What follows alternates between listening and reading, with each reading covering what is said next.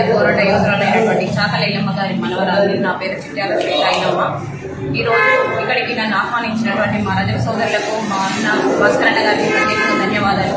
ప్రస్తుతం ఇక్కడ ఉన్నటువంటి సమస్య పవర్ ప్లాంట్. ఈ పవర్ ప్లాంట్ను గత ప్రభుత్వంలో 800 మెగావాట్లు ఉన్నటువంటి పవర్ ప్లాంట్ను అన్యాయంగా కాలపరిమితి అయిపోయిందని కూలగొట్టిండు. దాన్ని కొత్తగా మరల పునర్నిర్మించాలి.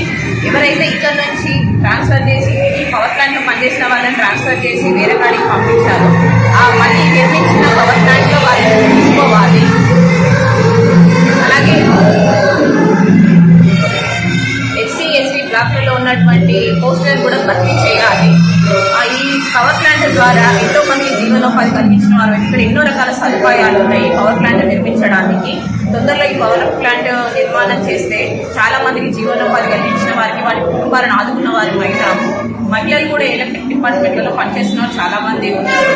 వారికి కూడా అన్ని రకాల భద్రతా చర్యలు చేపట్టాలనేసి నేను గవర్నమెంట్ కోరుకుంటున్నాను. మరొక విషయము, భద్రాద్రి కొత్తగూడెంలో ఉన్న పాల్వంచలోని ఏదైతే చాకలి బజార్ అనేది పేరు మీద ఉన్నదో దాన్ని చాకలి ఐలమ్మ బజార్గా నామకరణం చేయాలని మున్సిపాలిటీ వారి కానీ కార్పొరేషన్ వారిని నేను కోరుకుంటున్నాను.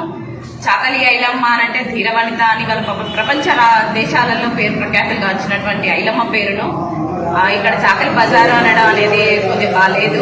దాని పేరు మార్చి చాకలి ఐలమ్మ వీరనారి చాకలి ఐలమ్మ బజార్ అని పెడితే బాగుంటుందని నేను ఒక ఐలమ్మ మనవరాలుగా ఇక్కడ ఉన్న మా రజక సోదరులను, పెద్దలను ప్రతి ఒక్కరిని నేను కోరుకుంటున్నాను.